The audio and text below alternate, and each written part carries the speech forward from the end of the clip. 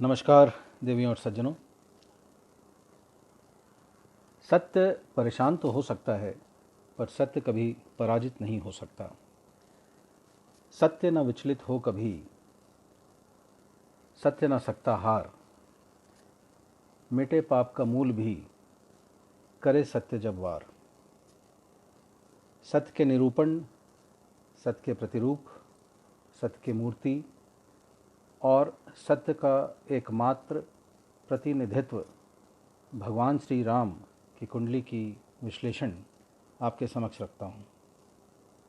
मैं तो एक तुच्छ मानव हूँ और मेरे में इतना सामर्थ्य तो नहीं कि भगवान श्री राम की कुंडली का विश्लेषण कर सकूं, पर मैं आपके समक्ष इतना ज़रूर कहना चाहूँगा कि प्रभु श्री राम भी ग्रहों के इम्पैक्ट से वंचित नहीं रहे। भगवान श्री राम के जन्म के बारे में वाल्मीकि रामायण में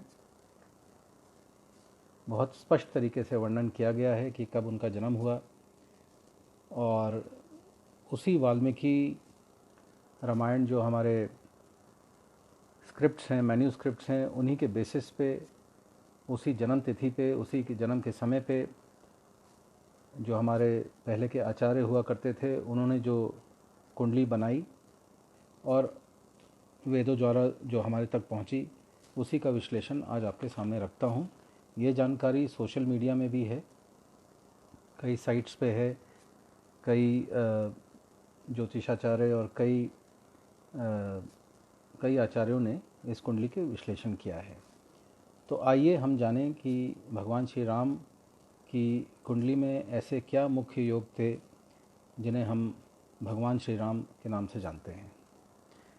अगर आप इनकी कुंडली देखें तो मैंने एक पेपर पे बनाया है। पुनर्वसु नक्षत्र में इनका जन्म हुआ था और कर्क राशि और कर्क लगन है इनका। इनके लगन में ही 4 नंबर लिखा हुआ है, यानी कर्क राशि और कर्क लगन, और कई राजयोग बन रहे हैं। तो अगर आप इनकी कुंडली देखें ध्यान से, लगन को देखें, तो लगन में ही चंद्रमा और गुरु का जो कंजंक्शन है, जो संयुक्ति है उसकी, ये अपने आप में एक बहुत बड़ा राजयोग है। इसे हम गज केसरी राजयोग के नाम से जानते हैं। गज यानी कि हाथी, केसरी यानी कि सोना, यानी कि ये किसी महापुरुष या भगवान की ही कुंडली में, और वो भी लगन में ही पाया जाता है, क्योंकि यहाँ पे गुरु जो हैं एग्जॉल्टेड हैं और उच्च के हैं। चंद्रमा जो उनके अति मित्र हैं उसके साथ हैं, तो बहुत अच्छा राजयोग है। चंद्रमा को, उच्च के चंद्रमा को जब भी शनि और मंगल देखते हैं तो ऐसे व्यक्ति को संन्यास प्राप्त होता है। और आप भली भांति जानते हैं कि संन्यास, भगवान श्री राम को 14 साल का वनवास हुआ था, तो एक तरह से वो सन्यासी था। अगर कुंडली में बृहस्पति और केतु का भी कंजंक्शन हो तो उसको भी संन्यास का योग हम मानते हैं। बट यहाँ पे उच्च का जो शनि है तुला राशि में और उच्च के जो मंगल हैं, दोनों की पूर्ण दृष्टि चंद्रमा के ऊपर है, तो इन्होंने एक संन्यास का योग बनाया। सबसे बड़ी बात कि हम रामचरितमानस जो ये शब्द है, उनका जो चरित्र था उच्च कोटि का था, और यही चीज़ इनकी कुंडली में भी नज़र आती है। आप देखें कि उच्च का Brihaspati, exalted Jupiter is expecting exalted Mars, उस उच्च के मंगल को देख रहा है, और उच्च का मंगल उच्च के बृहस्पति को देख रहा है अपनी 7वीं दृष्टि से। तो उच्च का मंगल बृहस्पति को देख रहा है और उच्च का बृहस्पति मंगल को देख रहा है। ऐसा व्यक्ति मॉरल कंडक्ट में बहुत हाई होता है, बहुत चरित्रवान माना जाता है। तो ये एक बहुत बड़ा राजयोग है। अब इसके अलावा अगर हम देखें तो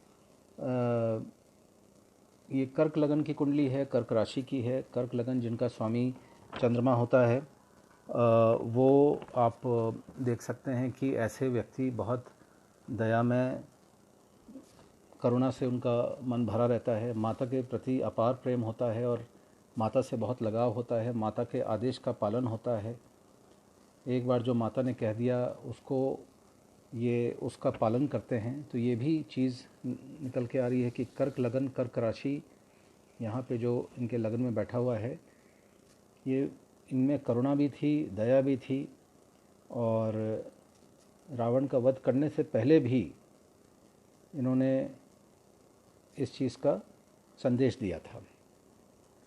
अगर हम इनके लग्न में देखें तो गज केसरी योग क्लियर कट बन रहा है।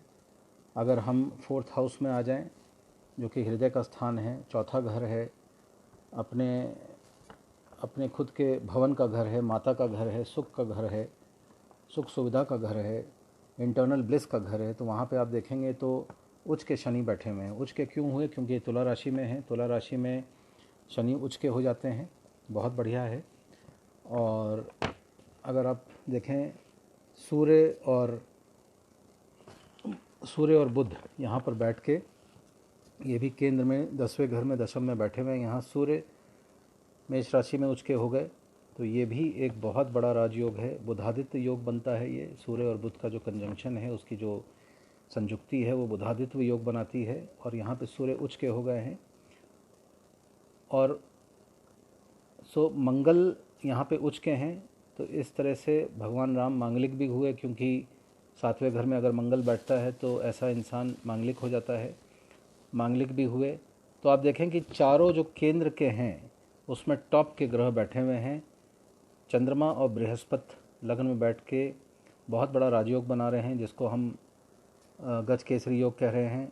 10th हाउस में सूर्य और बुध बुधादित्य योग बना रहे हैं। 4th हाउस में शनि उच्च के हैं, क्योंकि तुला राशि में हैं, और मंगल जो हैं मकर में उच्च के हो जाते हैं और एग्जॉल्टेड हैं, और वो अपनी एग्जॉल्टेड होकर चंद्रमा जुपिटर को देख रहे हैं। और आप कहेंगे कि भगवान की कुंडली है, तो ऐसे तो उनके जीवन में कुछ दुख आना ही नहीं चाहिए था। तो मैं उसका भी आंसर देता हूँ। गुरु तो टॉप का है, बट जब वो अपनी 7वीं दृष्टि 7th हाउस पे डाल रहा है, जो मैरिज और पार्टनरशिप का होता है, तो यहाँ पे नंबर 10 लिखा हुआ है। गुरु जब कैप्रिकॉर्न को यानी कि मकर को देखता है तो उसकी नीच की दृष्टि हो जाती है। और 7वें घर में जब देख रहा है तो विवाह का घर हुआ, शादी का घर हुआ, happiness and bliss in marriage का घर हुआ, उसने उसको डिस्ट्रॉय कर दिया। सीता माँ का हरण हुआ, बाद में भी उनकी परीक्षा ली गई। तो ये सारा कारण था क्योंकि जुपिटर जो है वो अपनी नीच की दृष्टि से 7th हाउस को देख रहा है।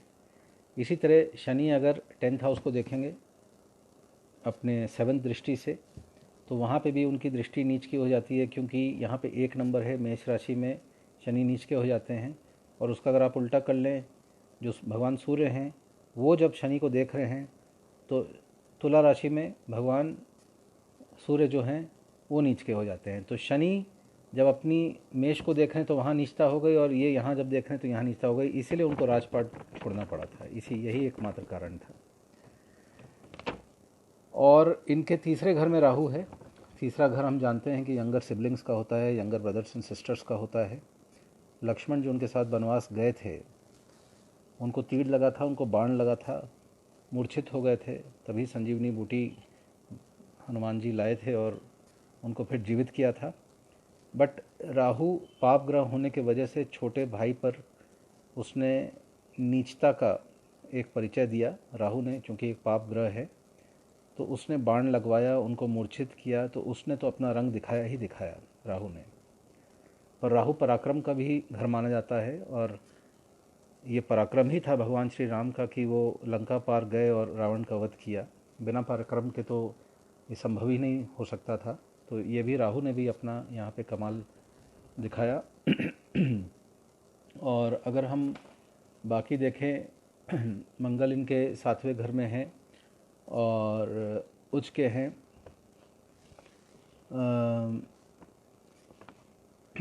तो अगर हम कुल मिला के देखें, पुनर्वसु नक्षत्र में इनका जन्म हुआ था, जो कि बहुत अच्छा नक्षत्र, बहुत शुभ नक्षत्र माना जाता है। तो कुल मिला के देखें कि इतने अच्छे राजयोग, बट फिर भी कष्ट तो उनको मिला। तो अंत में तो बस मैं इतना ही कहना चाहूँगा कि भगवान राम को अहंकार का ज्ञान था और रावण को ज्ञान का अहंकार। These were the two things which differentiated. Ravan में ऐसे सारे गुण थे जो भगवान श्री राम में थे। भक्ति, विद्या, ज्ञान, प्रेम, उसे अपनी बहन से बहुत प्रेम था, भाइयों से बहुत प्रेम था, उसमें भी दया थी, उसमें भी करुणा था, उसमें अहंकार भी था। पर भगवान राम में ये सारी चीज़ें थी। एक चीज़ जो नहीं थी भगवान राम में और जो रावण में थी, वो था चरित्र। और इसी एकमात्र कारण से रावण का वध हुआ, क्योंकि इतना पराक्रमी, इतना ज्ञानी, इतना बली, भगवान शिव की इतनी भक्ति करने वाला, उसके बाद भी उसका वध हुआ सिर्फ इस एक वर्चू के कारण। तो ये छोटा सा विश्लेषण था भगवान श्री राम की कुंडली के ऊपर। आशा करता हूँ कि आपको ये विश्लेषण पसंद आया होगा। यदि आप भी अपनी कुंडली का विश्लेषण कराना चाहते हैं तो आप मुझे 97